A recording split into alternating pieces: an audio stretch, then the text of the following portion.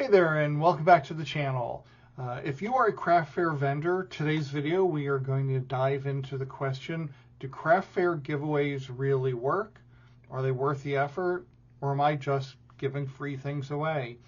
Well, we're going to dive into that full on in just a minute because, well, I have some thoughts.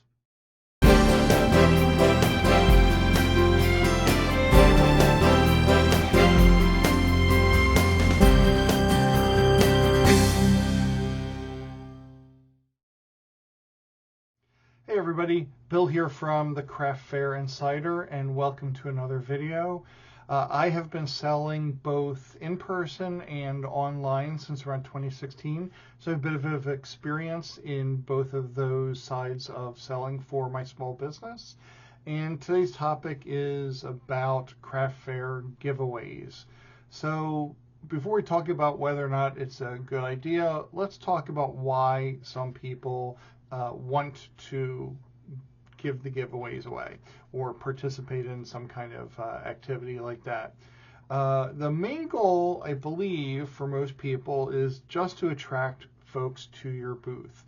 You know, when people are asking whether or not they're a good idea, they're usually talking about how they're at a craft fair and people are walking by and maybe not even looking in their direction, or they're looking and then they just keep walking. So they want something to at least bring people to their booths. It's understandable. Some people decide to do giveaways as a way of capturing emails for their newsletters, and I hope everybody has a mailing list that is listening to this video. I will probably do a deeper video about the importance of mailing lists in the future. So make sure that you have liked the channel and subscribed so you'll be notified when those new videos drop. So in theory, you know, all of that sounds really good. You know, you want people at your booth, you want brand awareness. Now, in my experience, not a fan of the giveaways for a lot of reasons. First one is, you know, depending on how you're doing your giveaway, you're taking up valuable space at your booth, at your table, with whatever the, you know, game style is, whether you have a wheel, whether you put people's email addresses on a piece of paper and into like a basket or something, and we'll reach out to them if they win something later on. Just in my personal experience, people love free stuff, and they kind of don't care what it is, because if they're not going to get it for themselves, it's free and it's a gift for somebody else down the road. So it's not really bringing you long-term customers. You're not building your customer base by them receiving a free item.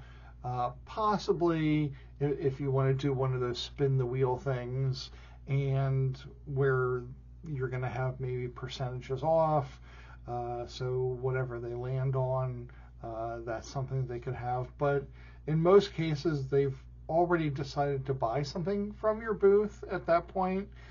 So all you're doing is making less profit when they spin the wheel. Are people looking around and seeing somebody spinning a wheel and maybe it'll catch a little of interest? Sure, you'll get some eyes on your booth that maybe you hadn't before, but the fundamentals of your business should be having the right products at the right craft fair that people want to purchase. And, you know, the fun freebie things, depending on what you're thinking about giving away too. You know, I wouldn't do something like a gift card to Starbucks or something that has absolutely nothing to do with what you sell and what you're passionate about. Because, again, somebody just wants a free Starbucks gift card, they're going to give their email address, and maybe, you know, immediately after finding out that they didn't win, they're going to unsubscribe anyway. So you've just wasted a bunch of time for you and for them. just to make that happen. Ooh, this sounds a little voice of doomy, but you know, I don't think that the payoff is usually worth it. Now, if you are doing that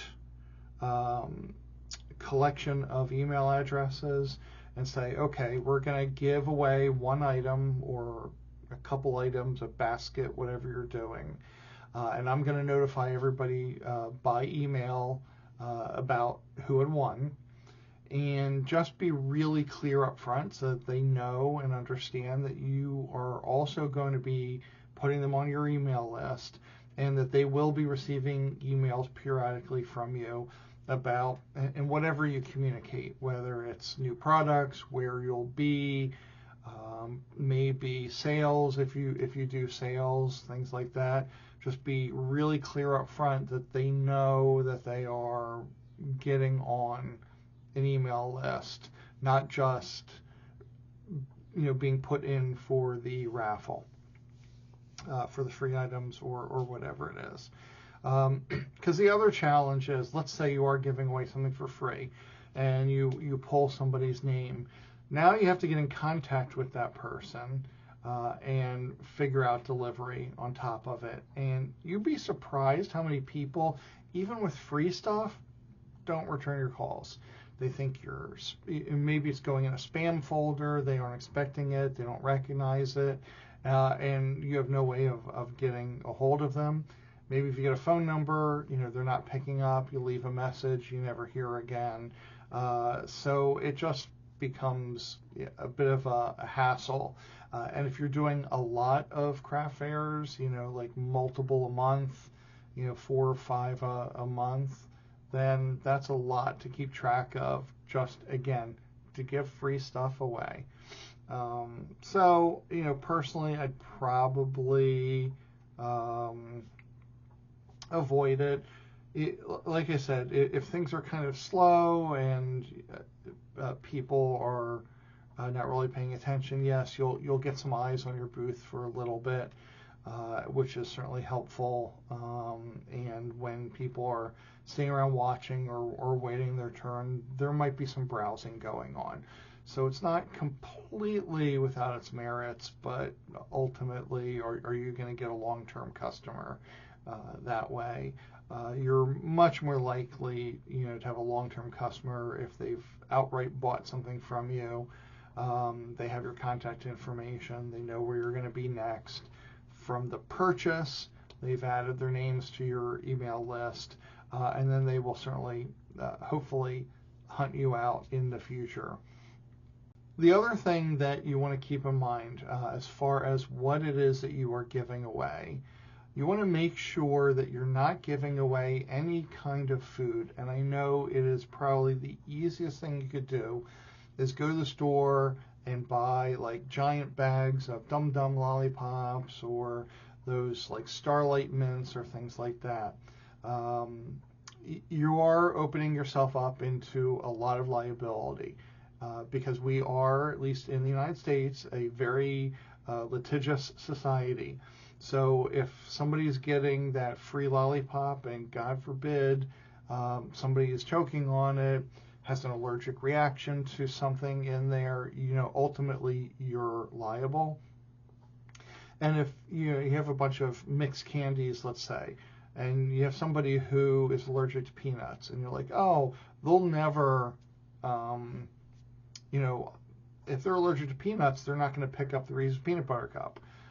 But some people are highly allergic. So if you get a mixed bag and there's Snickers in there along with like Milky Ways, all sorts of other brands, any of that cross-contamination could be enough to set somebody off.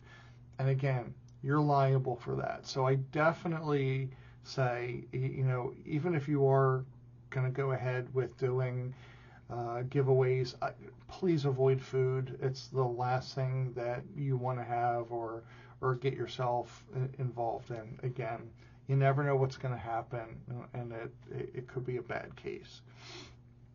So, let me know, are you somebody who has done a lot of giveaways? Are they successful for you? Do you love doing them? Do you notice, though, people can be happy about it, but do you get a lot of repeat customers from those freebies? Love to hear your stories. Thank you very much for watching today's video, and good luck out there.